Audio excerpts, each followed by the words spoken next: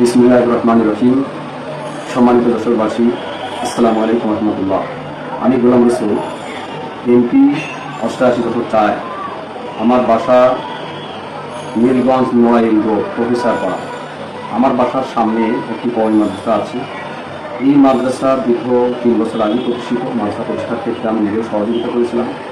যে এলাকার পরিবারের বাচ্চারা যদি বিভিন্ন পরিবারের বাচ্চারা যদি মাদ্রাসায় পড়ে, তারা দিনই শিক্ষা অর্জন করবে। এখন প্রায় মাদ্রাসায় 250-300 ছাত্র আছে, কিন্তু জায়গা অনেক কম। মাদ্রাসা ক্লাস বাড়ির মাঝে 9 ফুট রাস্তা আছে। এই রাস্তায় অধিকাংশ সময় গার্ডিয়ানরা থাকে, বাচ্চারা থাকে। গতকাল সন্ধ্যার দিকে আমার মেয়ে এটা নিয়ে তাদের সাথে একটু কথা বলার পরে বাগদানটা হয় এবং আমার মেয়েকে তারা মারে।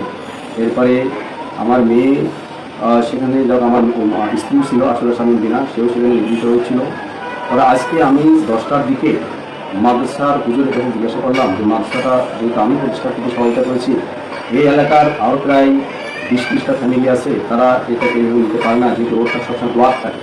কারণ রোডটা তো আমাদের কেনা জমি, কাজেই রাস্তাটা সবসময় সচল রাখা দরকার, চালু রাখা দরকার, যাতে কোনো ভিড় না হয়। আপনার গার্ডিয়ান যারা আসবে প্লাস বাচ্চারা যারা থাকবে তাদেরকে ভিতরে রাখার ব্যবস্থা করে। এই কথা বলার পরে যে সমস্ত গার্ডিয়ান মহিলা ছিল চারিদিক থেকে আমাকে ঘিরে দেয় এবং আমাকে নানাভাবে নাজেহাল করতে থাকে। আমি তাদেরকে বললাম যে বিষয়টা আমি মাদ্রাসা কর্তৃপক্ষের সাথে কথা বলছি, আপনারা তো আমার সাথে কথা বলতে পারেন না। এরপরে আমার মেয়ে যায়, মেয়ে যাওয়ার পরে আমার মেয়েকে তারা মারে। আমি তখন বললাম যে আমার মেয়েটা অসুস্থ, সে সাইকিয়াট্রিক রোগী দীর্ঘ 20 সাল থেকে, এবং 20 সাল থেকে প্যানক্রিয়াসের ডাক্তার। সাইকিয়াট্রিক রোগী হওয়ার কারণে ঢাকা, খুলনা, যশোর এবং ইন্ডিয়াতে আমরা দেখিয়েছি। প্যানক্রিয়াস ড্যামেজ হওয়ার কারণে আমি তাকে হায়দ্রাবাদ পর্যন্ত নিয়েছি। প্রতি মাসে 1-2 বার তাকে হাসপাতালে ভর্তি করানো লাগে পেটে ব্যথার কারণে। এখন তো প্রায় 25 থেকে 30 বার হাসপাতালে ভর্তি হয়েছে এবং 3-4 বার তাকে আইসিইউতে রাখতে হয়েছে প্যানক্রিয়াস ড্যামেজ হওয়ার কারণে। আমি বললাম যে আমার মেয়েটাকে মারেন না। তারপরে আমার মেয়েকে তারা মারতে থাকে। যাওয়ার এক পর্যায়ে আমার স্ত্রী যায়, আমার স্ত্রীকে তারা মারে। তখন আমি এক পর্যায়ে সেখান থেকে আমার মেয়ে এবং স্ত্রীকে সেভ করে আমি আমার বাসার ভিতরে চলে আসি। এরপরে তারা এলাকার যারা উশৃঙ্খল যুবক তাদেরকে খবর দিয়ে এসে আমার বাসা ভাঙচুর করেছে, আমার গেট ভাঙচুর করেছে, বাসার বিভিন্ন গ্লাস ভাঙচুর করেছে, অকথ্য ভাষায় তারা গালিগালাজ করেছে। তারপরেও আমি বলতে চাই এলাকার জনগণকে যে আমি সহনশীল পরিবেশ বজায় রাখতে চাই, সবার সাথে সহযোগিতাভাবে বসবাস করতে চাই। আমার কারোর সাথে কোনো ক্ষোভ নাই, কারোর সাথে আমার কোনো রাগ নাই।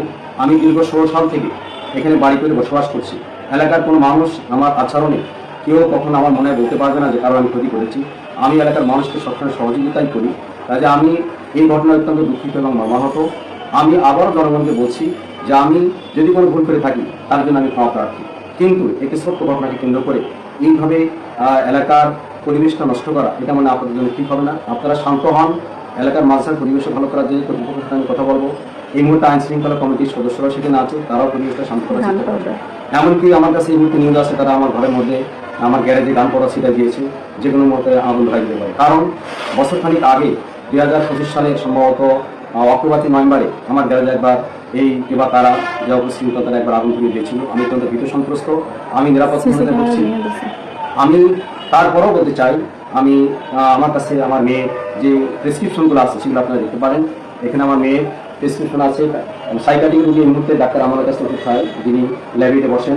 এরপরে আমি ঢাকাতে 5-7 জন ডাক্তার, এরপরে ইন্ডিয়ান ডাক্তারের ওষুধ খাওয়াইছি, অনেক ডাক্তারের কাছে আমি নিয়েছি। এবারে এখানে তার যে আমরা ব্যাঙ্গালোরে নিয়েছিলাম বর্তমানে যে অ্যাকিউট অ্যাটাক হয়েছে সেটা আমার হাতে ক্যানুলা করা, এখন তার হাতে ক্যানুলা করা আছে। সে হাসপাতালে সিট পায়নি, ভর্তি হতে সাহস পাচ্ছে না। ক্যানুলা করে তার আজ 2 দিন ধরে বাসায় বসে সে অ্যান্টিবায়োটিক ইনজেকশন সে নিচ্ছে। এত অসুস্থ, সে চলতে পারছে না, কোনো কিছু খাওয়া দাওয়া করতে পারে না। আমি রিপোর্ট প্যানক্রিয়াস ড্যামেজের রিপোর্ট ইন্ডিয়ান হাসপাতালে সেটা করি। ইন্ডিয়ান হাসপাতালে যে ওটা ওয়েবসাইটে আমাদের কোথায় নিয়ে ও যে ওখানে রাখেন। ইন্ডিয়ান হাসপাতালে প্রেসক্রিপশন আমাদের কাছে আছে। এআইজিটা হাসপাতাল এটা ইন্ডিয়ান হায়দ্রাবাদের এআইজি হাসপাতালে তাকে দেখানো হয়েছিল, সে প্রেসক্রিপশন আছে। সেখানে সাইকিয়াট্রিক রোগী ডাক্তারও দেখেছিল, প্যানক্রিয়াস ডাক্তারও দেখেছিল। আমার মেয়েটা অসুস্থ, তাকে মারলে সে মারা যেতে পারে। তারপরও চারিদিক ঘিরে তাকে বিভিন্নভাবে চর তারা মারছে, হাতের আঙ্গুল ভেঙে দিছে, তার একটা আঙ্গুল ভেঙে গেছে।